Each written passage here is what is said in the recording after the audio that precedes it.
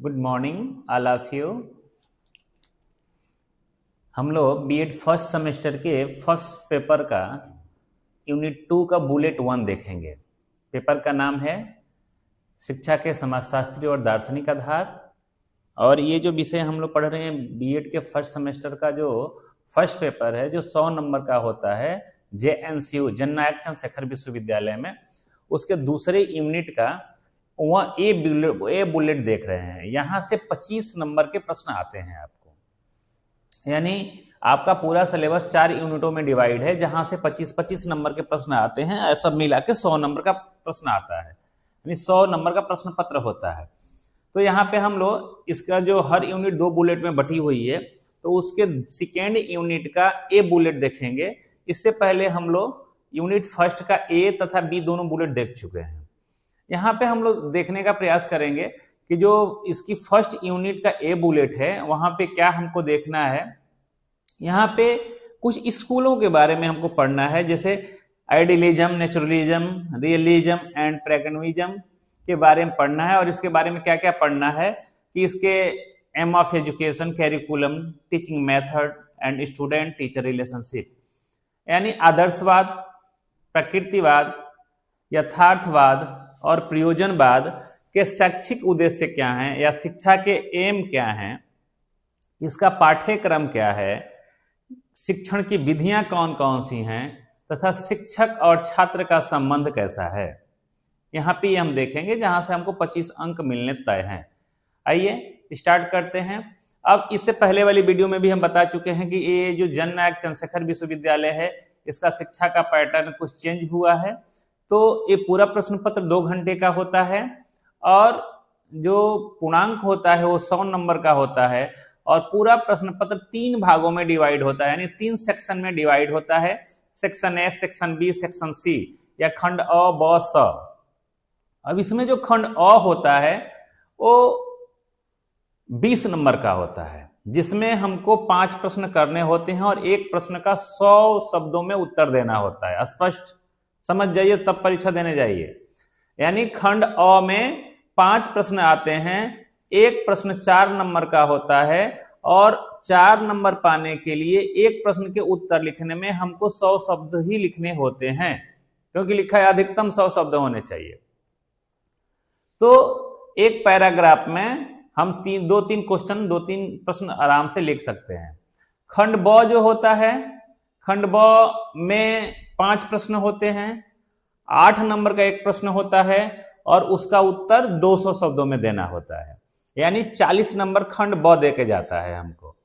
तीसरा जो खंड है, खंड सी या सेक्शन सी, खंड स, यहाँ पे 4 प्रश्न पूछे जाते हैं और इसमें से 2 प्रश्न करने होते हैं। एक प्रश्न 20 नंबर का होता है और उसका उत्तर 500 शब्दों में हमको देना होता है, यानी ये खंड हमको 40 नंबर दे के जाता है। तो 3 खंडों में डिवाइड है, जैसा कि आप देख चुके हैं। तो जो खंड अ है या खंड अ है या खंड जो स है वो 40 नंबर का होता है, खंड जो ब है वो भी 40 नंबर का होता है और खंड अ जो है वो 20 नंबर का होता है। यानी सेक्शन ए 20 नंबर का, सेक्शन बी 40 नंबर का और सेक्शन सी 40 नंबर का। इस तरह से ये पूरे 100 अंक हमको यहां से मिलते हैं। 100 अंकों में ये प्रश्न पत्र डिवाइड है। अब इसमें हम लोग देखेंगे कि आदर्शवाद, प्रकृतिवाद, प्रयोजनवाद, यथार्थवाद, 4 वाद को देखेंगे और यहां से 25 नंबर के क्वेश्चन श्योर है कि आना ही आना है। ये सारी चीजें हमारी पेड एप्लीकेशन पे है, लेकिन परीक्षा की दृष्टि को देखते हुए बच्चों के द्वारा बार बार मैसेज करने के आधार पे मैं इसको फ्री में पढ़ा रहा हूं और आप इसको पढ़ के जाइए, बार बार देख के जाइएगा, निश्चित ही आपको लाभ मिलेगा। आइए देखते हैं कि इसमें प्रश्न किस किस तरह के होते हैं। अब जैसे 2025 में एक प्रश्न पूछा गया है कि आदर्शवाद के अनुसार शिक्षा के क्या उद्देश्य हैं या शिक्षा के उद्देश्य बताइए। किसके अनुसार? आदर्शवाद के अनुसार। तो आदर्शवाद के शिक्षा के उद्देश्य अवश्य पढ़ के जाइएगा। अगला है आदर्शवाद में विद्यार्थी का स्थान बताइए, आदर्शवाद में विद्यार्थी का क्या स्थान है। तीसरा है आदर्शवाद के मूल सिद्धांत क्या हैं। ये 2021 में, यानी हम उन्हीं प्रश्नों को पढ़ रहे हैं जिन प्रश्नों की बारंबारता यानी जो प्रश्न बार बार पूछे गए हैं या जो प्रश्न वैलिड है, जो परीक्षाओं में पूछे गए हैं। 2017 में एक प्रश्न पूछा गया है, आदर्शवाद शिक्षा की विशेषताओं का वर्णन कीजिए। उसके बाद 2024 में एक प्रश्न पूछा गया है कि एक शिक्षा दर्शन के रूप में आदर्शवाद की विवेचना कीजिए। 2020 में एक प्रश्न पूछा गया है, आदर्शवाद की प्रमुख विशेषताओं पर प्रकाश डालिए, वर्तमान भारतीय शिक्षा व्यवस्था के लिए यह किस प्रकार उपयोगी है। प्रश्न को जो समझ जाएगा उसका आधा उत्तर वो समझ जाएगा, तो प्रश्न को समझ के जाइए और इसी में से एक प्रश्न आएगा, इसकी मैं गारंटी दे रहा हूं। एक प्रश्न श्योर इसी एकदम सेम पैटर्न पे आएगा। शिक्षा में आदर्शवाद के दृष्टिकोण से पाठ्यक्रम के स्वरूप की व्याख्या कीजिए। अब इन प्रश्नों को अच्छे से पढ़ के जाइएगा। इन प्रश्नों के आधार पे हम आदर्शवाद का अध्ययन करेंगे, थोड़ा सा फास्ट करेंगे क्योंकि परीक्षा के दृष्टिकोण से हम लोग कर रहे हैं आदर्शवाद। अब आदर्शवाद का माइंड मैप हम देख लें, जो पेड क्लास में आपको अच्छे से बताया जाता है, थोड़ा सा हम कम टाइम में बताएंगे। अब देखिए, आदर्शवाद को हमको अगर पढ़ना है तो आदर्शवाद को लगभग 8 भागों में हम डिवाइड कर लेते हैं। आदर्शवाद को कितने भागों में डिवाइड कर लेते हैं? आदर्शवाद को 8 भागों में। जैसे शब्द और अर्थ का मूल आधार, आदर्शवाद की परिभाषा, आदर्शवाद के प्रकार, आदर्शवाद का आधार, शिक्षा के आदर्शवाद के शिक्षा के सिद्धांत, आदर्शवाद की शिक्षण विधियां, शिक्षण में भूमिका और अनुशासन, पाठ्यक्रम और विद्यालय, और उपयोगिता और सीमाएं। इस तरह से इसको 8 भागों में डिवाइड कर लेते हैं। इस 8 भागों को पुनः हम 2-2, 3-3, 4-4 भागों में डिवाइड करेंगे। जैसे आदर्शवाद माइंड मैप है, ये एक बार दिमाग में बैठ गया तो हम लिख के आ जाएंगे। अब आदर्शवाद का अर्थ हमको लिखना है, तो आदर्शवाद 2 शब्दों के मेल से बना है, idea plus ism, idealism. Idealism का अर्थ क्या होता है? आदर्श या विचारों पर आधारित मत। इसको क्या कहते हैं? इसमें जो सर्वोच्च स्थान, सबसे सर्वोच्च स्थान जो दिया गया है वो किसको दिया गया है? आदर्श को दिया गया है, विचार को दिया गया है, मूल्य को दिया गया है, आत्मा को दिया गया है। आगे चल के हम लोग पढ़ेंगे, ये सत्यम शिवम सुंदरम की संकल्पना पे आधारित है। ये भौतिकवाद को क्या करता है? गौण बताता है, और ये मानसिक या विचार जगत को ही सर्वोच्च बताता है। वास्तविकता का जो आधार है वो मस्तिष्क है, आध्यात्मिक है, न कि भौतिक है। आदर्शवाद परिभाषा का जो उद्देश्य है वह क्या है? वास्तविकता का मूल आधार विचार, मन और आत्मा, बुद्धि है। ज्ञान व शिक्षा लक्ष्य, नैतिक, बौद्धिक और आध्यात्मिक उन्नति के लिए ज्ञान है। और शिक्षा का जो मुख्य उद्देश्य है वो क्या है? आदर्श, चरित्र और सांस्कृतिक नैतिक विकास का निर्माण करना। अब आदर्शवाद के प्रकार और दार्शनिकों के अनुसार जो है यहाँ पे हम देखेंगे। अब जैसे प्लेटो कहता है कि आदर्शवाद, जो प्लेटो के अनुसार आदर्शवाद है वो है वस्तुनिष्ठ आदर्शवाद। बर्कले के अनुसार जो आदर्शवाद है उसका नाम है व्यक्तिपरक आदर्शवाद। और कांट के अनुसार जो आदर्शवाद है उसका नाम है आलोचनात्मक आदर्शवाद। हेगेल के अनुसार जो आदर्शवाद है उसका नाम है निरपेक्ष आदर्शवाद। अगर आपसे आदर्शवाद के प्रकार पूछता है तो आप सीधा सीधा लिखेंगे वस्तुनिष्ठ आदर्शवाद, व्यक्तिपरक आदर्शवाद, आलोचनात्मक आदर्शवाद और निरपेक्ष आदर्शवाद। अब नीचे पेड क्लास में इसको अच्छे से पढ़ें, ऐसे आपको इसको बहुत विस्तृत पढ़ने की आपको जरूरत नहीं है। एक आता है दार्शनिक आधार। दार्शनिक आधार को, आदर्शवाद को, दार्शनिक आधार को हम 3 भागों में डिवाइड कर देते हैं। कौन कौन? आदर्शवाद की तत्व मीमांसा, आदर्शवाद की ज्ञान मीमांसा और आदर्शवाद की मूल मीमांसा। अब शिक्षा के सिद्धांत, तो जो आदर्शवाद के शिक्षा के सिद्धांत हैं वो क्या है? शिक्षा जो होगा शिक्षक केंद्रित होगा, यानी शिक्षा में शिक्षक की भूमिका अहम होगी। यानी गुरु ब्रह्मा गुरु विष्णु गुरुदेवो महेश्वर गुरु साक्षात पर ब्रह्म तस्मै श्री गुरुवे नमः, या गुरु गोविंदो उखड़े काके लागों पाए, बलिहारी गुरु आपने गोविंद दियो बताए। यानी यहाँ गुरु ही सर्वश्रेष्ठ होता है और शिष्य गौण होता है। गुरु के आदेश का पालन करना ही, ब्रह्मा के आदेश का, विष्णु के आदेश का, या पूरे ब्रह्मांड के आदेश का पालन करना है। अतः गुरु केंद्र में होता है। गुरु ही ये डिसाइड करता है कि बच्चा आगे चल के मंत्री बनेगा, राजा बनेगा, या नौकर बनेगा, या किसान बनेगा। तो हम कह सकते हैं कि जो केंद्र में होता है वो कौन होता है? शिक्षक होता है। अगला है अध्यापक। सबसे पहले चरित्र निर्माण पे जोर देता है कि चरित्र निर्माण कैसे किया जाए। जो शिक्षा के सिद्धांत है, सिद्धांतों और नियमों का महत्व है, शास्त्रीय कुछ सिद्धांत है, ऐतिहासिक सिद्धांत है, सबको आदर्श रूप में ढालना ही इसका मुख्य उद्देश्य है।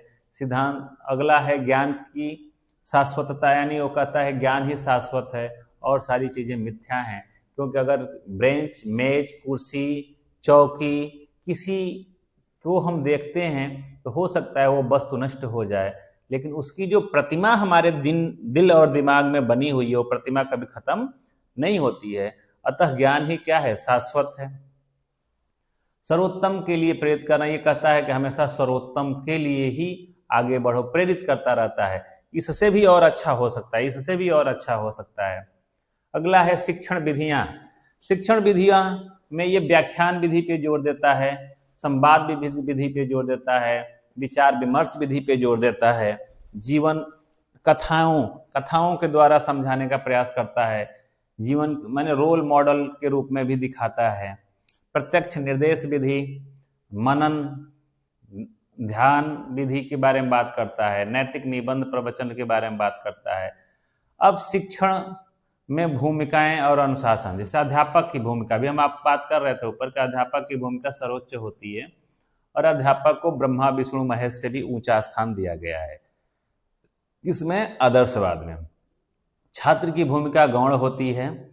छात्र गुरु के आदेशों या गुरु के आदर्शों के आधार पर अपनी शिक्षा ग्रहण करता है तथा कुछ न कुछ सीखता है। अनुशासन प्रभावात्मक अनुशासन की बात की गई है आदर्शवाद में, और आदर्शवाद कहता है कि गुरु के अनुशासन यानी गुरु के चरित्र को या गुरु के दिनचर्या को देख के बच्चा जो होता है खुद ही अनुशासित हो जाता है। पाठ्यक्रम और जो विद्यालय है इसके बारे में ये हम पहला देखते हैं कि विद्यालय का वातावरण, ये कहता है कि विद्यालय का वातावरण ऐसा होना चाहिए जो जन कोलाहल से दूर हो तथा मूल्याभिमुख हो, यानी वहां पे फूहड़पन न हो। पाठ्यक्रम में समावेश, जैसे पाठ्यक्रम में दर्शन, नैतिक, साहित्य, भाषा, शिल्प का समावेश हो, और इस सब को अच्छा करने के लिए कुछ गतिविधियों का हमें पालन करना होगा, जैसे कि देखते हैं जैसे कि प्रार्थना सभा करना होगा, हमको अन्य सारी चीज़ें करनी होंगी। इसके उपयोगिता में कुछ फायदे हैं, कुछ नुकसान भी हैं, कुछ सीमाएं हैं, लिमिटेशन है। तो इन सारी चीज़ों को नीचे हम लोग पढ़ेंगे। आइए स्टार्ट करते हैं। आदर्शवाद, एक माइंड मैप हम आपको दिए। आदर्शवाद शब्द ऊपर हम लोग बताए हैं आइडियलिज्म, आंग्ल भाषा के आइडियलिज्म शब्द से बना है। आइडियलिज्म शब्द दो शब्दों के मेल से बना है, आइडिया प्लस इज्म, जहाँ आइडिया का अर्थ होता है आदर्श और इज्म का अर्थ होता है वाद। इस आधार पे हम कह सकते हैं कि आदर्शवाद दर्शन या स्कूल का वह भाग है जो आदर्श विचारों पर आधारित है या आदर्श विचारों की बात करता है। दूसरे शब्दों में कहा जा सकता है कि आदर्शवाद दर्शन वह दर्शन है जो मानता है कि वास्तविकता का आधार भौतिक नहीं बल्कि मानसिक या आध्यात्मिक होता है। कुछ परिभाषाओं को हम देखते हैं कि इसकी परिभाषा क्या क्या है विद्वानों के अनुसार। आदर्शवाद वह दार्शनिक दृष्टिकोण है जो मानता है कि वास्तविकता का मूल आधार विचार, मन, आत्मा और बुद्धि है, न कि भौतिक जगत। ज्ञान व शिक्षा का लक्ष्य नैतिक, बौद्धिक और आध्यात्मिक उन्नति है। शिक्षा का मुख्य उद्देश्य आदर्श चरित्र और सांस्कृतिक नैतिक विकास है। प्लेटो कहता है आदर्शवाद के बारे में कि यह वह दर्शन है जो मानता है कि शाश्वत अपरिवर्तनीय विचारों या रूपों की एक दुनिया ही परम वास्तविक है और भौतिक दुनिया केवल इन विचारों की एक अपूर्ण प्रतिलिपि है। बर्कले कहता है कि जो आदर्शवाद है यह सिद्धांत है कि अस्तित्व अनुभव किया जाना है, जिसका अर्थ है कि भौतिक वस्तुओं का अस्तित्व केवल हमारी धारणाओं या विचारों में है और मन से स्वतंत्र होकर उसका कोई अस्तित्व नहीं है या वे ईश्वर के मन में मौजूद हैं। इसी तरह से कांट भी परिभाषा लिखता है। हेगल की परिभाषा है, हेगल की परिभाषा कुछ अच्छी है, हम पढ़ लेते हैं। यह वह सिद्धांत है जो बताता है कि वास्तविकता एक एकीकृत, तर्क संगत, विकासशील, निरपेक्ष आत्मा या पूर्ण विचार है जो द्वंद्वात्मक प्रतिक्रिया के माध्यम से स्वयं को प्रकट करता है और अपनी आत्म समझ प्राप्त करता है। आदर्शवाद की तत्व मीमांसा देखें तो बहुत शॉर्ट में हम लोग देख रहे हैं। आदर्शवाद की जो तत्व मीमांसा वो है कि भौतिक जगत अपेक्षाकृत क्या है, अस्थाई है, और विचार जगत क्या है, सत्य और अस्थाई है। ब्रह्मा ईश्वर सार्वभौमिक आदर्श की स्वीकार्यता है। धार्मिक आध्यात्मिक संदर्भ में ये आता है। संसार को समझने का मार्ग चिंतन, आत्म विश्लेषण और तर्क है। इसकी जो ज्ञान मीमांसा है वो है कि जो ज्ञान के प्रमुख स्रोत हैं वो है बुद्धि, अंतर्दृष्टि और तर्क, और ये कहाँ हैं, धर्म ग्रंथ जहाँ लागू होते हैं। अनुभव का स्थान है पर वह गौण है। ज्ञान अधिकतर तार्किक व चिंतनशील होता है। ज्ञान का स्वरूप शाश्वत, सार्वभौमिक और मूल्य आधारित माना जाता है। मूल्य मीमांसा, ये मूल्य मीमांसा में कहता है कि उच्च नैतिक, आध्यात्मिक और बौद्धिक मूल्य को प्राथमिकता देता है। सत्यम, शिवम, सुंदरम, भलाई, धर्मनिष्ठा, कर्तव्यपरायणता आदि पर बल देता है। शिक्षा का लक्ष्य केवल सूचना देना नहीं अपितु चरित्र और मूल्य का निर्माण भी करना है। आदर्शवाद, देखिए इसको आप थोड़ा सा रट लीजिए मेरे कहने से। आदर्शवाद पश्चात दर्शन की वह विचारधारा है जो इस ब्रह्मांड को ईश्वर द्वारा निर्मित मानती है और यह मानती है कि इस वस्तु जगत की अपेक्षा आध्यात्मिक जगत श्रेष्ठ है। यह ईश्वर को अंतिम सत्य और आत्मा को ईश्वर का अंश मानती है और यह प्रतिपादित करती है कि मनुष्य जीवन का अंतिम उद्देश्य आत्मानुभूति है, जिसे आध्यात्मिक जीवन जीने अर्थात शाश्वत मूल्यों और नैतिक नियमों के पालन द्वारा प्राप्त किया जा सकता है। थोड़ा सा समझिए इसको। आदर्शवाद पश्चात दर्शन की वह विचारधारा है जो इस ब्रह्मांड को ईश्वर द्वारा निर्मित मानती है। ये यहाँ तक पढ़िए, यानी जो ब्रह्मांड है उसका निर्माण किसने किया है, ईश्वर ने किया है और यह मानती है कि इस वस्तु जगत की अपेक्षा आध्यात्मिक जगत श्रेष्ठ है और यह कहती है कि ये जो भौतिक जगत है इसकी अपेक्षा जो आध्यात्मिक जगत है वो श्रेष्ठ है। यह ईश्वर को अंतिम सत्य मानती है और आत्मा को ईश्वर का अंश मानती है, यानी आत्मा को परमात्मा का अंश मानती है और यह प्रतिपादित करती है कि मनुष्य जीवन का अंतिम उद्देश्य आत्मानुभूति है, यानी मनुष्य जीवन का जो अंतिम उद्देश्य है वो अपने आप को जानना है। और ये हम जान कैसे पाएंगे, आध्यात्मिक जीवन जी करके, अर्थात शाश्वत मूल्यों और नैतिक नियमों का पालन करके ही इसे हम प्राप्त कर सकते हैं। आइए इसके सिद्धांत को देखते हैं कि इसके सिद्धांत कौन कौन से हैं आदर्शवाद के, क्योंकि पूछा है ऊपर को प्रश्न में कि आदर्शवाद के सिद्धांतों का वर्णन कीजिए। आदर्शवाद का जो देखिए कुछ नहीं करना है, थोड़ा सा ये वाली परिभाषा है इसको अगर अच्छे से पढ़ लेंगे तो यहीं से सारे सिद्धांत निकल जाएंगे। आदर्शवाद शिक्षक केंद्रित है, ऊपर हम लोग बात किए हैं कि आदर्शवाद क्या है, शिक्षक केंद्रित है, यानी केंद्र में शिक्षक है। चरित्र निर्माण पर सबसे अधिक बल चरित्र निर्माण पर देता है। सिद्धांतों और नियमों का महत्व है, यानी जो सिद्धांत शास्त्रीय सिद्धांत बने हैं, जो नियम बने हैं, उस पे ही चल के हम ईश्वर की प्राप्ति कर सकते हैं, आत्मानुभूति कर सकते हैं। ज्ञान ही शाश्वत है ये कहता है कि और सर्वोत्तम के लिए प्रेरित करता है, ऊपर हम लोग बात कर चुके हैं।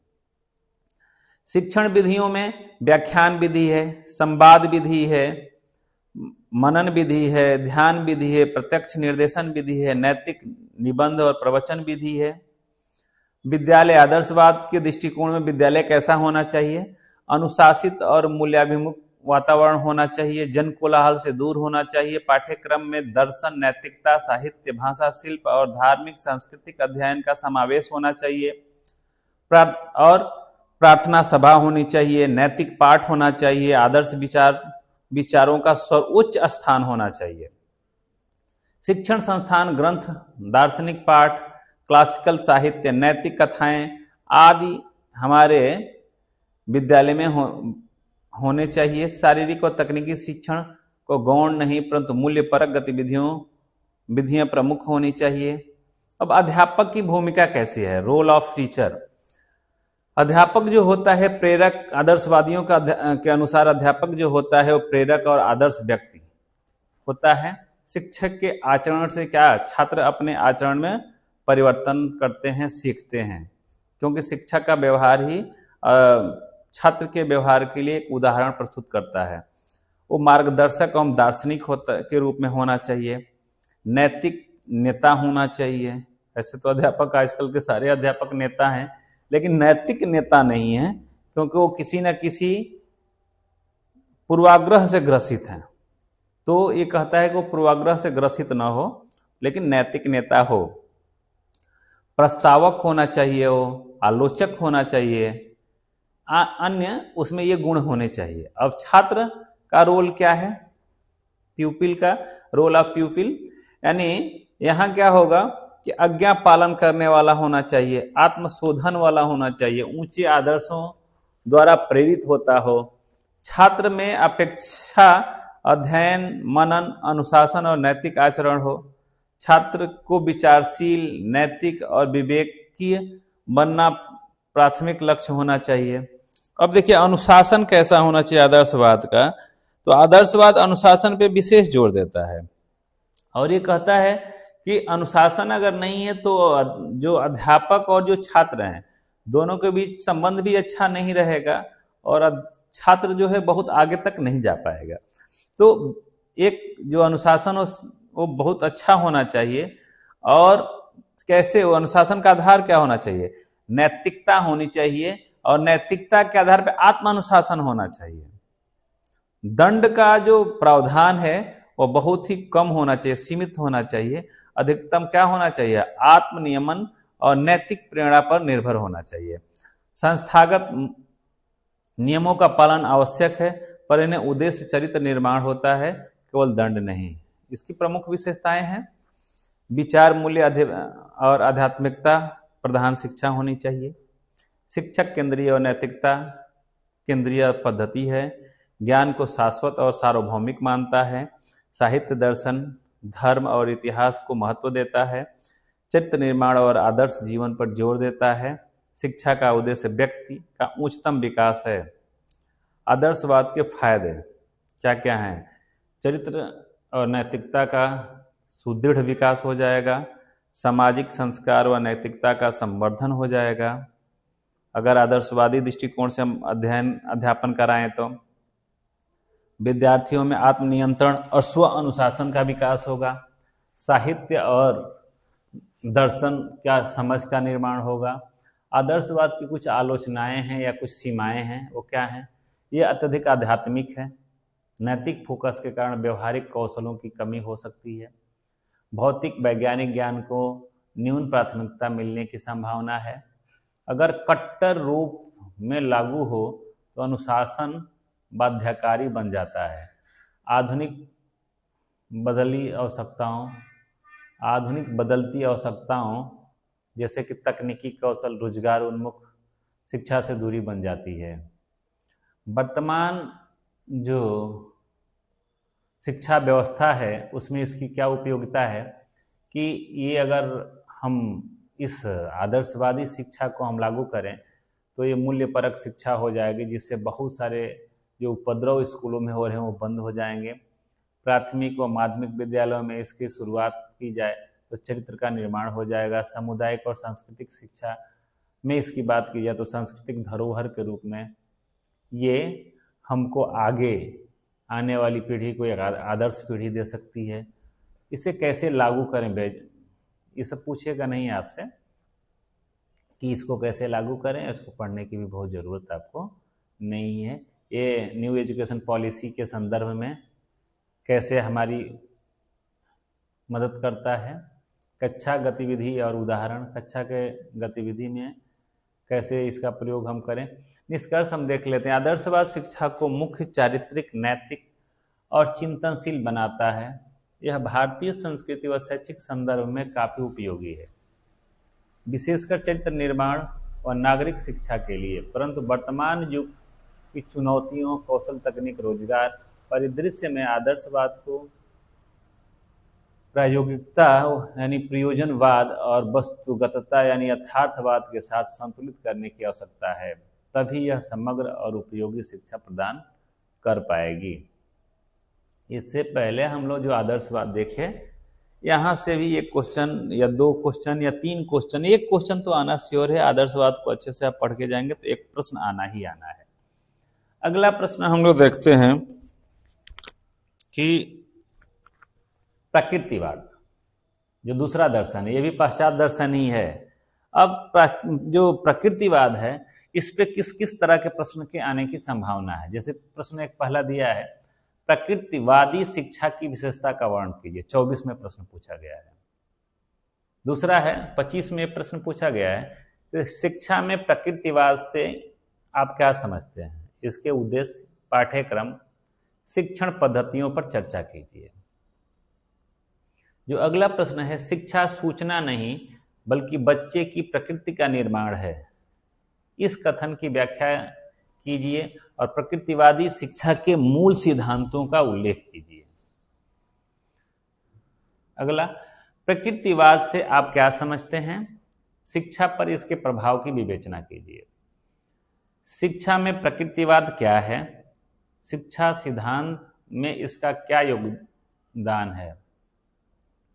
अगला प्रश्न, शिक्षा में प्रकृतिवाद क्या है, शिक्षा सिद्धांत में इसका योगदान क्या है, 17 में प्रश्न पूछा गया है। यानी जो ये प्रश्न हम पढ़े हैं, ये प्रश्न बड़ा ही महत्वपूर्ण है, यहीं से प्रश्न आएगा, दूसरे कहीं से नहीं आएगा। आप पेपर मिलते ही इसको मिलाइएगा। इसके अलावा प्रकृतिवाद से कोई प्रश्न पूछता है, इससे इतर कुछ पूछ दे तो फिर हमसे बात करिएगा, इससे इतर कुछ नहीं पूछेगा, यहीं से प्रश्न पूछे जाएंगे, इसकी मैं 100% गारंटी देता हूं। अब माइंड मैप है ये प्रकृतिवाद के बारे में, जिस ऊपर हम लोग देखे थे आदर्शवाद का, तो इस पे टाइम ना देते हुए परीक्षा के दृष्टिकोण से हम लोग इसके विस्तृत वर्णन को ही पढ़ते हैं। अब देखिए, शाब्दिक अर्थ जो प्रकृतिवाद का है, तो प्रकृतिवाद है संस्कृत के प्र प्लस कृति प्लस वाद, क्या क्या है, संस्कृत के प्र प्लस कृति प्लस वाद से मिलके बना है और पूरा जोड़ने के बाद क्या हो जाता है, प्रकृतिवाद। अब प्र का अर्थ होता है पूर्व, मुख्य या मूल। क्या होता है, प्र का अर्थ पूर्व होता है, मुख्य होता है या मूल होता है। कृति का अर्थ क्या होता है, सृजन या निर्माण, और वाद का अर्थ होता है मत, सिद्धांत या दर्शन। तो इस प्रकार प्रकृतिवाद का जो शाब्दिक अर्थ है वो है प्रकृति का सिद्धांत या प्रकृति को आधार मानने वाला दर्शन। प्रकृतिवाद को आप समझ गए हैं। प्रकृतिवाद 3 शब्दों के मेल से बना हुआ है। प्रकृतिवाद, प्र का अर्थ होता है मुख्य या मूल्य या पूर्व, कृति का अर्थ होता है सृजन या निर्माण, और वाद का अर्थ होता है मत या सिद्धांत। इस आधार पे हम कह सकते हैं प्रकृतिवाद, इसे कह सकते हैं प्रकृति का सिद्धांत या प्रकृति को आधार मानने वाला दर्शन। इसकी कुछ परिभाषा देखते हैं हम लोग। प्रकृतिवाद वह विचारधारा है जो प्रकृति को ईश्वर से अलग करते। देखिए, एकदम आदर्शवाद के विपरीत जा रही है ये। वहां हम लोग पढ़े थे, आदर्शवाद यह विचारधारा है जो ईश्वर को सर्वोच्च मानती है। यहां ये क्या कहता है कि प्रकृतिवाद वह विचारधारा है जो प्रकृति को ईश्वर से अलग करती है। यानी ये कहती है कि प्रकृति अलग है, ईश्वर अलग है। आत्मा को पदार्थ या भौतिक तत्वों के अधीन मानती है। ये कहती है कि आत्मा उस परमात्मा का अंश नहीं है, जैसा कि आदर्शवाद में कहा गया है कि आत्मा उस परमात्मा का अंश है। लेकिन ये प्रकृतिवाद कहती है कि आत्मा उस परमात्मा का अंश नहीं है। ये क्या है, ये पदार्थ, ये किसी पदार्थ से बना हुआ है, ये भौतिक तत्व है, न कि आध्यात्मिक तत्व है, और अपरिवर्तनशील नियमों को सर्वोच्च मानती है। यानी जो ऐसे नियम जो अपरिवर्तनशील हैं उसी को सर्वोच्च मानती है। तो ऐसे ऐसे कौन कौन से नियम हैं, जैसे कि पानी का एक ऐसा लेवल जहां पे आके पानी क्या होता है, बर्फ में तब्दील हो जाता है। तो वो जो टेम्परेचर है, वो अमेरिका में भी वही उस टेम्परेचर पे पानी बर्फ में तब्दील हो जाएगा, इंडिया में भी हो जाएगा, पाकिस्तान में हो जाएगा। यानी ये नियम कैसे हैं, अपरिवर्तनीय है, अपरिवर्तनशील है। ये कभी नियम कहीं किसी देश काल परिस्थिति में बदलने वाले नहीं है। जैसे किसी भी मनुष्य के ब्लड को देखेंगे तो उस ब्लड का रंग लाल होगा। यह भी नियम कैसा है? अपरिवर्तनीय है। मनुष्य में बहुत सारी ऐसी खूबियां हैं जो किसी देश काल परिस्थिति में हर जगह दृष्टिगोचर होंगी। तो ये क्या है? जैसे किसी व्यक्ति को मरा हुआ देख करके आपके अंदर से अनायास ही एक इमोशनल फीलिंग आती है, तो ये हर जगह की बात है। ऐसा नहीं कि पाकिस्तान में इमोशनल फीलिंग नहीं आती है या यहाँ नहीं, हर जगह आती है। तो ये जो नियम है, कैसे नियम है? अपरिवर्तनशील है। तो इन नियमों को ही वो सर्वोच्च मानती है। वहां ईश्वर को सर्वोच्च माना जा रहा था आदर्शवाद में, और यहाँ पे उन नियमों को सर्वोच्च माना जा रहा है जो अपरिवर्तनशील है। अब देखिए, जैसे वहां हम लोग देखे थे, प्रकृतिवाद पश्चात दर्शन की वह विचारधारा है जो इस ब्रह्मांड को प्रकृति जन्य मानती है। वहां पे हम लोग क्या पढ़े थे? आदर्शवाद पश्चात दर्शन की वह विचारधारा है जो इस ब्रह्मांड को ईश्वरकृत मानती है। लेकिन ये कहता है कि प्रकृतिवाद पश्चात दर्शन की वह विचारधारा है जो इस ब्रह्मांड को प्रकृति जन्य मानती है, यानी कहती है कि इस ब्रह्मांड की रचना प्रकृति ने किया है, और यह मानती है कि यह भौतिक संसार ही सत्य है। लेकिन आदर्शवाद क्या कहता था? कि आध्यात्मिक संसार ही सत्य है। ये कहता नहीं, कोई आध्यात्मिक संसार नहीं होता है, भौतिक संसार ही सत्य है, और इसके अतिरिक्त कोई आध्यात्मिक संसार नहीं है। यह ईश्वर के अस्तित्व को स्वीकार नहीं करती और आत्मा को पदार्थजन्य चेतन तत्व मानती है। ये आत्मा को क्या मानती है? पदार्थजन्य चेतन तत्व मानती है। और आत्मा ये क्या करती है? ये ईश्वर के अस्तित्व को स्वीकार नहीं करती। ये ईश्वर के अस्तित्व को क्या करती है? स्वीकार नहीं करती। कहती है कि प्रकृति के सिवा कोई ईश्वरीय तत्व नहीं है, यानी आध्यात्मिक संसार को ये मानती ही नहीं है। और आत्मा को पदार्थजन्य चेतन तत्व मानती है। ये कहती है कि आत्मा का निर्माण पदार्थ से हुआ है और वो पदार्थ चेतन तत्व है।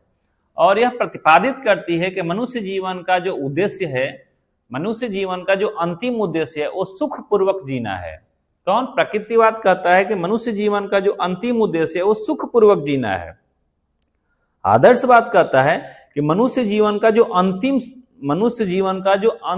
लक्ष्य है वो क्या है? या अंतिम उद्देश्य वो क्या है? आत्मानुभूति है। ये कहता नहीं भैया, आत्माभूति उद्भूति कुछ नहीं, ये भगवान कोई नहीं होता है, आध्यात्मिक संसारों कुछ नहीं होता है। मनुष्य जीवन का जो अंतिम उद्देश्य है वो क्या है? सुख पूर्वक जियो, सुखी जियो, जिसे प्राकृतिक जीवन जीने अर्थात प्रकृति के अनुकूल जीने द्वारा प्राप्त किया जा सकता है। ये कहता है कि भैया सुख पूर्वक जीना मनुष्य का अंतिम उद्देश्य है, और इस जीवन को प्राप्त करने के लिए तुमको प्रकृति के अनुसार जीना होगा। यानी ठंडी का मौसम आया है तो भैया स्वेटर पहनो, गर्म कपड़े पहनो। ठंडी का मौसम आया है अर्धनग्न मत घूमो, क्योंकि अर्धनग्न घूमोगे तो ठंडी लगेगी तो सुख की अनुभूति नहीं होगी। आगे देखिए, एकदम उसके विपरीत लगभग है ये। प्रकृतिवाद अनुभववादी, विवेकवाद तथा आलोचनावाद तीनों को मानता है। प्रकृतिवाद किसको किसको मानता है? अनुभववाद को मानता है, विवेकवाद को मानता है, तथा आलोचनावाद को मानता है। अनुभववादी चींटी के सदृश बाहर से अपने लिए ज्ञान सामग्री इकट्ठा करते हैं। बेकन कहता है ये बात कि अनुभववादी चींटी के समान बाहर से अपने लिए ज्ञान सामग्री इकट्ठा करते हैं। यानी हमको अनुभव हुआ कि आग को छूने से आग जलाती है, तो हम कहते हैं कि आग को मत छू, आग जला देती है, हमने अनुभव से सीखा। विवेकवादी मकड़ी के सदृश अंदर से ज्ञान निकालते हैं, जबकि आलोचनावादी बाहर से पुष्प रसों को इकट्ठा कर अपनी व्यक्तिगत क्रिया द्वारा मधु में परिवर्तित कर देते हैं। ये बेकन कहता है। प्रकृति की ओर लौटो रूसो का सबसे पॉपुलर जो नारा है, बैक टू नेचर, सबसे पॉपुलर नारा है प्रकृति की ओर लौटो। प्रकृति के अनुकूल आचरण ही सही होता है, ये भी रूसो ही कहता है। रूसो कहता है कि मनुष्य स्वतंत्र पैदा होता है परंतु सर्वत्र जंजीरों में जकड़ा हुआ है, इसीलिए सर्वदा विपरीत कर्म करो, सही होगा। अब देखिए, ये कहता है, ये बड़ा विवादास्पद है रूसों का, कि मनुष्य स्वतंत्र पैदा होता है परंतु सर्वत्र जंजीरों में जकड़ा हुआ है, इसलिए मैंने सदा सर्वदा विपरीत कर्म करो, सही होगा। अब आज की दुनिया में थोड़ा सा अटपटा है, लेकिन यही सही है। इसकी तत्व मीमांसा को देख लेते हैं हम। यह वास्तविकता का आधार प्रकृति और प्राकृतिक नियम है। कोई आध्यात्मिक सत्ता या आध्यात्मिक शक्ति को प्राथमिकता नहीं देती है। विश्व को वस्तुगत नियमों के अनुसार चलता हुआ माना जाता है। मनुष्य भी जैविक एवं प्राकृतिक नियमों के अनुसार बढ़ता और सीखता है। ज्ञान मीमांसा में ये कहता है कि ज्ञान का जो मुख्य स्रोत है वो इंद्रियां हैं और अनुभव है। माने इंद्रियानुभव, यानी इंद्री के से जो अनुभव हमें प्राप्त होता है वही सच्चा ज्ञान है। सीखना को कहता है कि करके सीखो, यानी लर्निंग बाय डूइंग, करके आप सीखो, वही ज्ञान सही होगा। वैज्ञानिक पद्धति को विशेष रूप से बल देता है। ये कहता है अवलोकन करो, प्रयोग करो, प्राकृतिक अनुभव के आधार पर किसी ज्ञान की नींव को रखो। सिद्धांत या नियम तभी मान्य हैं जब उनका अनुभव या परीक्षण हो। ये कहता है कोई भी सिद्धांत या नियम को मत मानो जब तक कि परीक्षण करके न देख लो को कितना उपयोगी है। इसकी जो मूल मीमांसा है उसके अंतर्गत ये कहता है कि प्रकृतिवाद में मूल प्राकृतिक नियमों से उत्पन्न होते हैं। मानव निर्मित नैतिकता पर कम और प्राकृतिक आचरण पर अधिक बल देता है। अच्छा वही जो प्रकृति के अनुसार सही है। मूल्य बराबर स्वतंत्रता, सहजता, सरलता, प्राकृतिक जीवन, स्वास्थ्य और अनुभव। प्रकृतिवाद के शैक्षिक सिद्धांत हम लोग देखते हैं कि इसके शैक्षिक सिद्धांत क्या क्या हैं। तो प्रकृतिवाद बाल केंद्रित शिक्षा की बात करता है। इससे पहले आदर्शवाद क्या, अध्यापक केंद्रित शिक्षा की बात कर रहा था। ये कहता है कि बालक ही सर्वोच्च है, केंद्र में बालक है और जो अध्यापक है वो पर्दे के पीछे है। ये कहता है कि आदर्शवाद लघु प्रौढ़ बना देता है बच्चे को, यानी बच्चा है लेकिन उसको वो 20 साल के बाद उसके सामने कौन कौन सी परिस्थिति आएगी, घटित होगी, उसका सामना करने के लिए सिखा देता है। ये कहता है नहीं भैया, तुम अभी बच्चा है, जिस उम्र का है उस, ये कहता है कि नहीं भैया, जिस उम्र का बच्चा है उसको बच्चा ही रहने दो, उसी उम्र के अनुसार शिक्षा दो। कल क्या होगा आप कैसे जानते हैं? अतः जिस उम्र का बच्चा है उसी उम्र के हिसाब से उसको शिक्षा दो। अतः केंद्र में बच्चे को रखो, बच्चे के रुचि के अनुसार शिक्षा दो। स्वतंत्रता का सिद्धांत, बच्चे को प्राकृतिक रूप से विकसित होने दो, स्वतंत्र रहने दो। अनुभव पर आधारित शिक्षा, अभ्यास सर्वोत्तम शिक्षक, यानी उसको अनुभव द्वारा सीखने दो, उसको अपने सिद्धांत उस पर मत ला दो। अनुकरण और प्रयास के सिद्धांत, शिक्षा प्रकृति के अनुकूल हो, व्यक्तिगत और भिन्नताओं का सम्मान। विकासात्मक क्रम, शिक्षा का क्रम बच्चे के प्राकृतिक विकास चरणों के अनुसार हो। शिक्षण विधियां, अनुभव आधारित विधि हो, परियोजना विधि हो, कार्य करके सीखने की विधि हो, अन्वेषण व खोज विधि हो। प्राकृतिक वातावरण में शिक्षण, मूल्यांकन, निरंतर अवलोकन, व्यवहारिक परीक्षण, ध्यान। प्रकृतिवाद व्याख्यान रटने और कठोर नियमों का विरोध करता है। प्रकृतिवाद की विद्यालय की विशेषता, बाहरी वातावरण में सीखने का अवसर, खेत, बगीचा, प्रयोगशाला, प्राकृतिक भ्रमण। कठोर समय सारणी कम, यानी ये कहता है कि उसकी समय सारणी कठोर मत बनाओ, उसको लचीला रहने दो। बच्चे को प्रयोगशालाओं में ले जाओ, कार्यशालाओं में ले जाओ, मॉडल प्रोजेक्ट सामग्री का अधिक से अधिक प्रयोग करो। विषय कम और अनुभव आधारित गतिविधियां अधिक हों। प्रतिस्पर्धा की अपेक्षा व्यक्तिगत विकास पर जोर दो। अध्यापक की भूमिका, ये कहता है, देखिए वहां आदर्शवाद में हम लोग पढ़ रहे थे कि अध्यापक क्या होना चाहिए, केंद्र में होना चाहिए। कहता है कि नहीं, अध्यापक क्या होना चाहिए, मार्गदर्शक और निर्देशक होना चाहिए। जैसे मित्र हो, मित्र की तरह उसका व्यवहार होना चाहिए। सलाह देने वाला हो, नियंत्रक नहीं होना चाहिए। प्राकृतिक वातावरण उपलब्ध कराने वाला हो, बालक के विकास को ऑब्जर्व करके सीखने की दिशा तय करना अध्यापक का काम है।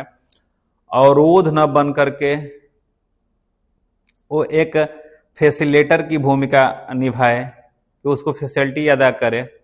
शिक्षक को पृष्ठभूमि में रहने वाला कलाकार कहा जा सकता है। छात्र की भूमिका, शिक्षा का केंद्र में छात्र हो, स्वतंत्र वातावरण में सीखने की आज़ादी हो, अनुभव, प्रयोग, खेल, खोज, अन्वेषण में सक्रिय भागीदारी निभाए हो, रचनात्मकता, आत्म अनुशासन, समस्या समाधान का विकास करने वाला हो, अपने व्यवहार और सीखने का बड़ा हिस्सा स्वयं तय करता हो। अनुशासन के बारे में प्रकृतिवादी कहते हैं कि बाहरी अनुशासन का विरोध करते हैं ये, और ये कहते हैं कि सेल्फ डिसिप्लिन उसमें डालो और स्व अनुशासित रहे। अनुशासन प्राकृतिक परिणामों द्वारा सीखा जाता है। दंड का प्रयोग नकार देते हैं, ये दंड का प्रयोग तो होनी ही नहीं चाहिए। वो जैसा करेगा अपनी गलती से स्वयं सीखेगा। यहाँ पे थोड़ा सा आकर के ये फेल मार जाता है कि कभी कभी ऐसा होता है कि कुछ ऐसी गलतियां होती हैं जो सुधरने का अवसर ही नहीं देती हैं। वैसे भी समय में बच्चे को ये कहता है कि स्वतंत्र रहने दो। इसकी प्रमुख विशेषता क्या क्या है प्रकृतिवाद की? प्रकृति प्रधान दर्शन, अनुभववादी, वैज्ञानिक और बाल केंद्रित दर्शन है ये। स्वतंत्रता, रचनात्मकता, प्रयोगशीलता पर जोर देता है। कठोर अनुशासन और रटने का विरोधी है। खेल आधारित व गतिविधि आधारित शिक्षा का सहभागी है। व्यक्तिगत भिन्नताओं का सम्मान करता है ये। प्रकृतिवाद के लाभ, प्रकृतिवाद और सहज शिक्षा बच्चों में रचनात्मकता, समस्या समाधान, वैज्ञानिक दृष्टिकोण का विकास करता है। कौशल और व्यवहारिक ज्ञान का विकास करता है। तनाव मुक्त और बाल हितैषी शिक्षा देता है। प्रकृतिवाद की कुछ सीमाएं हैं, जैसे कि अनुशासन व नियंत्रण की कमी से अराजकता हो सकती है। नैतिक मूल्यों का इसमें एकदम अभाव है। यह केवल स्वतंत्रता पर बल देती है जो व्यवहारिक जीवन की समस्याएं पैदा कर सकती हैं। सभी विषयों को प्राकृतिक या अनुभव से नहीं सीखा जा सकता है, जैसे गणित या व्याकरण। शिक्षक की विशेषता पर अत्यधिक निर्भरता है। वर्तमान समय में प्रकृतिवाद की उपयोगिता। अब भारतीय शिक्षा व्यवस्था में प्रकृतिवाद कई रूपों में उपयोगी है, जैसे नेशनल एजुकेशन पॉलिसी 2020 के उद्देश्य से इसका उद्देश्य मेल खाता है। अनुभव आधारित शिक्षा, प्रोजेक्ट आधारित, खेल आधारित शिक्षण, बहुविषयक सीखना, कौशल विकास, हाथों हाथ सीखना, लर्निंग बाय डूइंग। तो यहाँ पे ये हमारे लिए उपयोगी भी है। अब ये सब चीज़ों को पढ़ने की जरूरत नहीं है, निष्कर्ष हम पढ़ते हैं। प्रकृतिवाद एक स्वतंत्र, बाल केंद्रित और अनुभव प्रधान दर्शन है। यह भारतीय शिक्षा को अधिक व्यवहारिक, विज्ञान आधारित, कौशल आधारित और तनाव मुक्त बनाने में अत्यधिक सहायक है, परंतु इसे मूल्य आधारित शिक्षा, आदर्शवाद और वैज्ञानिक यथार्थवाद के साथ संतुलन रूप में अपनाना आवश्यक है। अब हम लोग देखेंगे प्रयोजनवाद। तीसरा जो दर्शन है हमारा वो है प्रयोजनवाद। अगला जो दर्शन हमारा है वो है प्रयोजनवाद, प्रैग्मैटिज्म। अब प्रयोजनवाद से संबंधित कैसे कैसे प्रश्न पूछे जाएंगे बीएड फर्स्ट सेमेस्टर में, उसको हम देखेंगे। प्रयोजनवाद की शिक्षा की विशेषताएं लिखी है, 2025 में प्रश्न पूछा जा चुका है। प्रयोजनवाद के अनुसार शिक्षा के क्या उद्देश्य हैं, 2024 में प्रश्न पूछा गया है। प्रयोजनवादी शिक्षा के दो प्रमुख उद्देश्य लिखिए, 23 में। प्रयोजनवाद दर्शन के अनुसार शिक्षा का पाठ्यक्रम कैसा होना चाहिए, 19 में प्रश्न पूछा गया है। प्रयोजनवाद के मूल सिद्धांत क्या हैं, 17 में है ये प्रश्न पूछा गया। एक शिक्षा दर्शन के रूप में प्रयोजनवाद की विवेचना कीजिए।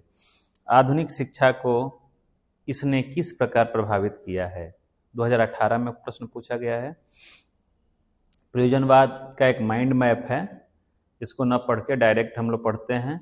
ये सारी चीज़ें हमारी पेड क्लास की हैं, तो आइए हम परीक्षा के दृष्टिकोण से इसको सरल करके पढ़ने का प्रयास करते हैं। प्रयोजनवाद शब्द अंग्रेजी भाषा के प्रैग्मेटिज्म से बना है। और प्रैग्मेटिज्म जो है ग्रीक भाषा के दो शब्दों से ग्रीक भाषा के प्रैग्मा शब्द से उत्पन्न हुआ है। और प्रैग्मा का जो अर्थ होता है वह होता है कार्य, कर्म, व्यवहार या प्रयोजन। क्या होता है प्रैग्मा का अर्थ? कार्य, कर्म, व्यवहार या प्रयोजन। इस आधार पे हम कह सकते हैं कि प्रयोजनवाद का जो शाब्दिक अर्थ है, इसके आधार पे हम कहेंगे ऐसा दर्शन जो कार्य या प्रयोजन पे आधारित हो, या ऐसा दर्शन जो व्यवहार और परिणामों को महत्व देने वाला हो। प्रयोजनवाद अमेरिकी दर्शन है जो समाज के प्रजातांत्रिक सिद्धांतों पर आधारित है। प्रयोजनवाद के प्रणेता जो हैं चार्ल्स सैंडर्स पियर्स तथा विलियम जेम्स थे, परंतु इस विचारधारा में सबसे महत्वपूर्ण योगदान जॉन डीवी ने दिया। प्रयोजनवाद के तीन रूप हैं: मानवतावादी, जीव विज्ञानवादी तथा प्रयोगवादी। प्रयोजनवाद परिवर्तन को शाश्वत सत्य मानता है और तत्व मीमांसा के विषय में अधिक विचार नहीं करता। ज्ञान को यह वाद अनुभव के रूप में स्वीकार करता है। मूल्यों के रूप में प्रयोजनवाद सामाजिक कुशलता का समर्थन करता है। शैक्षिक विचारधारा के रूप में प्रयोजनवाद अनुभवों के पुनर्निर्माण, समायोजन की योग्यता तथा नवीन मूल्यों के निर्माण पर बल देता है। पाठ्यक्रम में सामाजिक विषयों पर सर्वाधिक बल प्रदान करता है। साथ ही पाठ्यक्रम के विषय में सिद्धांतों का प्रतिपादन करता है। शिक्षण विधियों में अनुभव और क्रिया विधि पर प्रयोजनवाद सर्वाधिक बल देता है। कुछ इसकी परिभाषा को हम देखते हैं। इसको व्यवहारवाद भी कहते हैं। व्यवहारिकतावाद मन की एक स्थिति, एक अभिव्यक्ति है। यह सत्यता और विचारों की प्रकृति की सिद्धांतवादी विचारधारा है और अंततः यह वास्तविकता संबंधी सिद्धांत है, ये जेम्स कहता है। प्रयोजनवाद के बारे में रास कहते हैं कि व्यवहारवाद मूलतः एक मानवतावादी दर्शन है जिसकी मान्यता है कि मनुष्य कार्य करके ही मूल्यों का सृजन करता है और यह स्वीकार करता है कि वास्तविकता हमेशा निर्माण की अवस्था में है, यानी आदर्श हमेशा ही निर्माण की अवस्था में है और अपने स्वरूप का कुछ अंश भविष्य के लिए छोड़ देता है। प्रयोजनवाद हमें अर्थ का सिद्धांत, ज्ञान का सिद्धांत और वास्तविकता का सिद्धांत प्रदान करता है। जेम्स पैंक कहता है, रस कहता है कि व्यवहारवाद एक नवीन आदर्शवाद के विकास में एक अवस्था मात्र है। ऐसा आदर्शवाद जो वास्तविकता के प्रति पूरी तरह से न्याय करेगा, व्यवहारिक तथा आध्यात्मिक मूल्यों को मिलाएगा और एक संस्कृति के निर्माण में प्रतिफलित होगा जो कुशलता का पुष्प होगा, न कि उसकी नकारता का। आदर्शवाद की तत्व मीमांसा हम देखते हैं कि आदर्शवाद की तत्व मीमांसा क्या है। जैसे कि तत्व मीमांसा पे बहुत जोर नहीं देता है, फिर भी आदर्शवाद कह रहे हैं प्रयोजनवाद की। प्रयोजनवाद किसी निश्चित अस्थायी आध्यात्मिक या परम सत्य को नहीं मानता। इसकी प्रमुख अवधारणा जो है यह है, दुनिया निरंतर परिवर्तनशील है, सत्य अस्थायी नहीं परिवर्तनशील है, वास्तविकता अनुभव और प्रयोग पर आधारित है, मनुष्य अपने कार्यों से स्वयं अपनी वास्तविकता बनाता है। जो मुख्य विचार है वह है वास्तविकता वही है जिसे हम अनुभव कर सकें और जिसके परिणाम उपयोगी हों। ज्ञान मीमांसा पे विशेष जोर देता है। ये कहता है कि ज्ञान बराबर अनुभव प्लस प्रयोग प्लस समस्या समाधान। ज्ञान का जो स्रोत है वो उसको अनुभव कहता है। अनुभव ही ज्ञान का मुख्य स्रोत है, एक्सपीरियंस। वैज्ञानिक विधि ही सर्वोत्तम विधि है। शिक्षा का उद्देश्य करके सीखना, लर्निंग बाय डूइंग है। और इसका जो मुख्य सिद्धांत वह है, ज्ञान निरंतर बदलता है, ज्ञान उपयोगिता आधारित है और अनुभव से उत्पन्न ज्ञान ही वास्तविक ज्ञान है। मूल मीमांसा इसका देखते हैं। प्रयोजनवाद में मूल मीमांसा में ये बात करता है कि कुछ भी चीज़ अस्थायी नहीं है, समाज और समय के अनुसार बदलते रहना है, उपयोगिता पर आधारित है। मुख्य जो विचार है नैतिकता है और जीवन में उपयोगी और व्यवहारिक आचरण ही क्या है, इसकी मूल मीमांसा है। अब इसके जो प्रमुख सिद्धांत हैं प्रयोजनवाद के, वो है करके सीखना, गतिविधि आधारित सीखना, समस्या समाधान प्रक्रिया है, प्रोजेक्ट विधि है, अनुभव आधारित ज्ञान है, लोकतांत्रिक शिक्षा है, बाल केंद्रित शिक्षा है और लचीला पाठ्यक्रम है। शिक्षण विधियों में बात करता है कि प्रोजेक्ट विधि को अपनाइए जो सबसे सर्वोत्तम विधि है, समस्या समाधान विधि को अपनाइए, अनुभवात्मक अधिगम को अपनाइए, गतिविधियों को एक्टिविटी मेथड को अपनाइए, समूह कार्य को अपनाइए, आलोचनात्मक व प्रयोगात्मक कार्य को अपनाइए, लोकतांत्रिक चर्चाएं कीजिए, परिचर्चाएं कीजिए। विद्यालय के बारे में कहता है कि लोकतांत्रिक वातावरण विद्यालय में होना चाहिए, गतिविधि और प्रयोग आधारित विद्यालय होना चाहिए, सामाजिक जीवन का प्रतिरूप होना चाहिए, अनुभव को प्राथमिकता देता है ये, और लचीले पाठ्यक्रम की हिमायत करता है, पुस्तकों से अधिक क्रिया पर जोर देता है। विद्यालय को कहता है कि मिनी सोसाइटी है, लघु समाज होता है वो। अध्यापक की भूमिका के बारे में कहता है कि अध्यापक जो होना चाहिए वो मार्गदर्शक होना चाहिए, सहयोगी होना चाहिए, लोकतांत्रिक नेता होना चाहिए, गतिविधियों का आयोजक होना चाहिए, समस्या समाधान में सहायक होना चाहिए, प्रेरक और नियंत्रक नहीं होना चाहिए। अब छात्र की भूमिका में कहता है कि छात्र हमेशा सक्रिय होना चाहिए, अनुभव करके सीखने वाला होना चाहिए, समस्याओं का समाधान करने वाला होना चाहिए, समूह में कार्य करने वाला होना चाहिए, निर्णय लेने वाला होना चाहिए, छात्र शिक्षा का केंद्र होना चाहिए। यानी प्रकृतिवाद के तरह ही ये भी छात्र केंद्रीय यानी चाइल्ड सेंटर्ड एजुकेशन का हिमायती है कि इस केंद्र में छात्र को ही रहना चाहिए। अनुशासन के बारे में कहता है कि प्रयोजनवाद में जो अनुशासन हो वो ऐसा बच्चे में ऐसा अनुशासन हो कि कठोर अनुशासन नहीं होना चाहिए, लोकतांत्रिक अनुशासन होना चाहिए, स्व अनुशासन सेल्फ डिसिप्लिन होना चाहिए, अनुभव से बच्चे को सीखने देना चाहिए, गलती स्वयं सुधारने का अवसर देना चाहिए और परिस्थितियों से सीखकर स्वयं नियंत्रण में उसको अपने आप को लाना चाहिए। प्रमुख जो इसकी विशेषता है, शिक्षा जीवन के लिए होनी चाहिए, सत्य उपयोगी होनी चाहिए, जो सत्य उपयोगी नहीं है उसको ये सत्य नहीं मानता है, ज्ञान अनुभव और प्रयोग के आधार पर आना चाहिए, लोकतांत्रिक शिक्षा होनी चाहिए यानी of the people for the people by the people, गतिविधि आधारित शिक्षण होनी चाहिए, प्रोजेक्ट विधि सबसे सर्वोच्च विधि है, वैज्ञानिक दृष्टिकोण होना चाहिए, सामाजिक जीवन की तैयारी के लिए होना चाहिए, सहयोगात्मक अधिगम होना चाहिए और जीवन केंद्रित पाठ्यक्रम होना चाहिए। वर्तमान भारतीय शिक्षा व्यवस्था में प्रयोजनवाद की उपयोगिता क्या है, तो हम न्यू एजुकेशन पॉलिसी या NCF 2023 को आधार बना कर देख सकते हैं कि एक्टिविटी बेस्ड लर्निंग है, एक्सपीरियंस लर्निंग है, स्किल एजुकेशन है और मल्टी डिसिप्लिनरी लर्निंग की बात की गई है और ये भी इस सारी चीज़ों की बात करता है। ये सभी प्रयोजनवाद से प्रेरित हैं। व्यवहारिक और कौशल विकास, coding skill subject, vocational education, internship, work based learning, ये सीधे प्रयोजनवाद का प्रतिबंध है।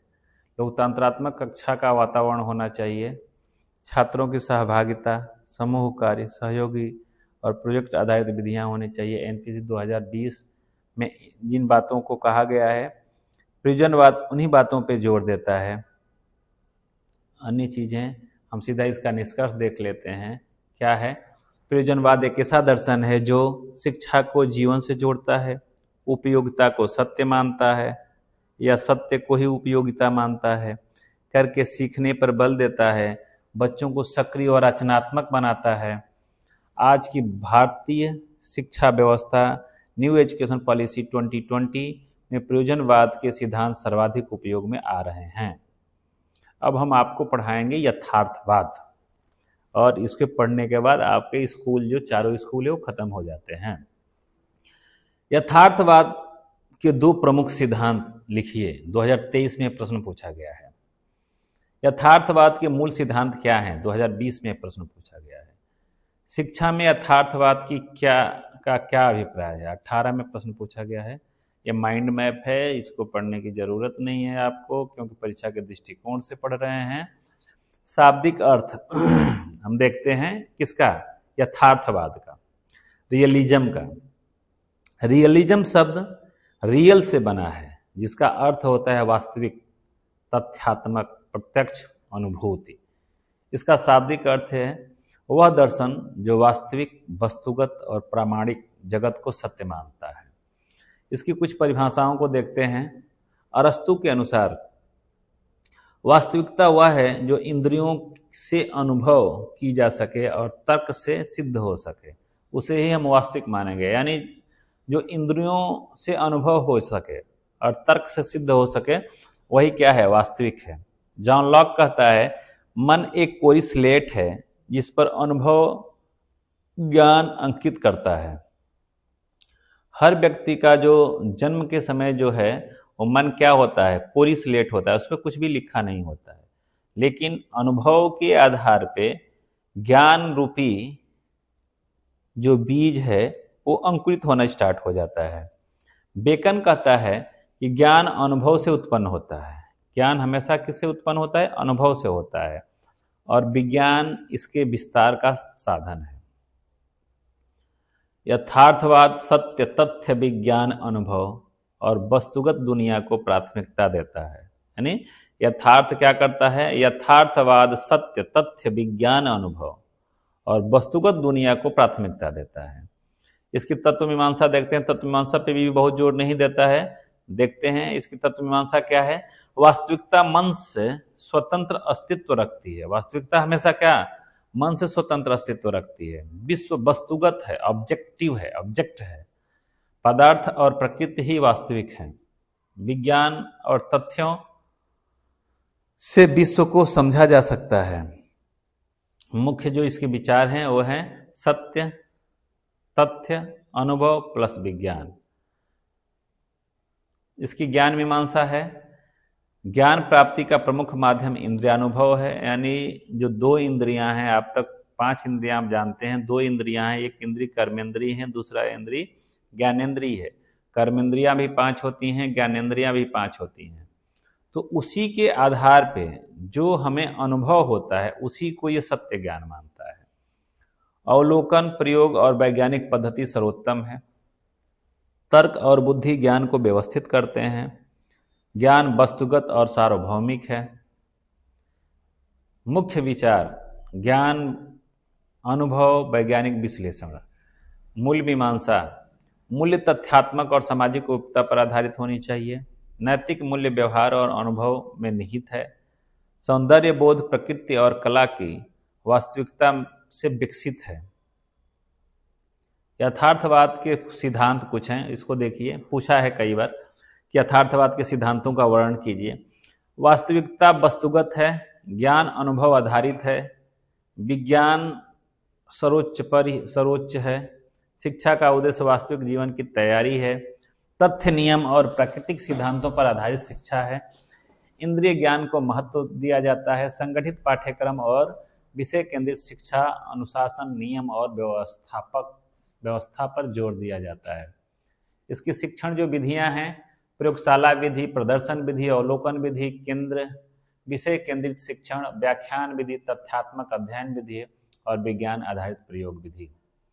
विद्यालय के बारे में इसकी जो अवधारणा है वो है विद्यालय कैसा होना चाहिए? अनुशासित और संगठित होना चाहिए, विषय केंद्रित होना चाहिए, विज्ञान प्रयोगशालाओं से युक्त होना चाहिए, यथार्थ जीवन का पूर्वाभ्यास केंद्र होना चाहिए, पाठ्यक्रम में भाषा, गणित, विज्ञान और इतिहास होना चाहिए, विद्यालय दुनिया का वास्तविक रूप होना चाहिए।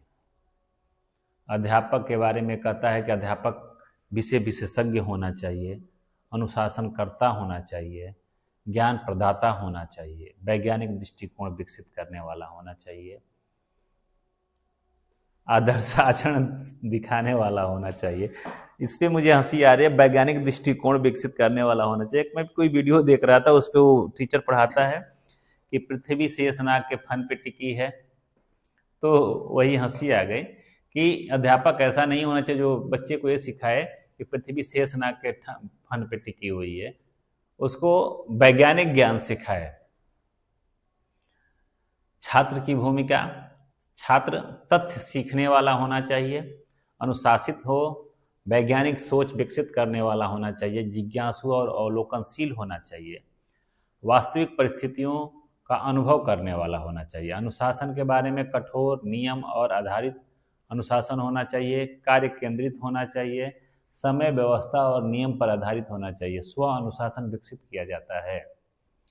अब देखिए प्रमुख इसकी विशेषताएं कौन कौन सी हैं। वस्तुगत वैज्ञानिक और तथ्य परक दृष्टिकोण, अनुभव और अवलोकन का महत्व, वैज्ञानिक पद्धति, विषय केंद्रित पाठ्यक्रम, अनुशासन नियम व्यवस्था, शिक्षक का ज्ञान, प्राधिकारी स्वरूप, वास्तविक जीवन के लिए शिक्षा, प्राकृतिक नियमों पर आधारित शिक्षण, वर्तमान शिक्षा व्यवस्था में इसकी उपयोगिता। तो इसकी उपयोगिता जो हमारी न्यू एजुकेशन पॉलिसी 2020 है उसमें बड़ी ही ज़्यादा उपयोगिता है इसकी। क्रिटिकल थिंकिंग इसी की देन है और जितनी सारी विशेषताएं कही गई हैं मैक्सिमम मैक्सिमम प्रयोजनवाद और यथार्थवाद से ही ली गई हैं। अब हम लोग इसका निष्कर्ष देख लेते हैं, इसका निष्कर्ष और ख़त्म करते हैं इसको।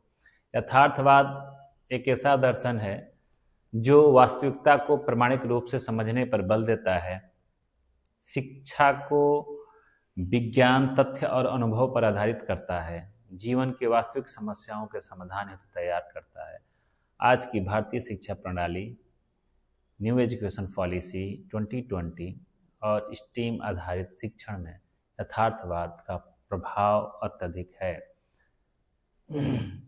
एक बात आपको मैं बता रहा हूँ गर्व के साथ कि अगर इस वीडियो को बार बार 2, 4, 5 बार देखते हैं और इसमें से सारी बातें नहीं तो कुछ बातों को अगर याद कर लेते हैं तो आप अच्छा से अच्छा अंक प्राप्त करेंगे, इसकी मैं गारंटी देता हूँ। क्योंकि ये सारी चीज़ें आपको सीरीज उरीज में मिलेंगी नहीं। जो चीज़ें यहाँ पे मिल रही है वो चीज़ें सीरीज में आपको नहीं मिलने वाली है। अब कुछ चीज़ें आप याद करके जाइएगा जो सब में लागू होगी। जैसे किसी भी बात के बारे में पूछे तो उसका शाब्दिक अर्थ, उसकी परिभाषा, उसके प्रकार मत याद करिएगा, शाब्दिक अर्थ, परिभाषा, उद्देश्य, तत्व मीमांसा, ज्ञान मीमांसा, मूल मीमांसा, उसके सिद्धांत, शिक्षण विधियाँ, शिक्षक, छात्र, अनुशासन और निष्कर्ष। इतना तो याद ही कर लीजिए। किसी बाद में ये हेडिंग जरूर लिखिएगा, बाद बीच में कुछ भी लिख दीजिएगा, पढ़ के जाएंगे तो अच्छा लिख के आएंगे, इसकी गारंटी है। अच्छे नंबर की शुभकामना।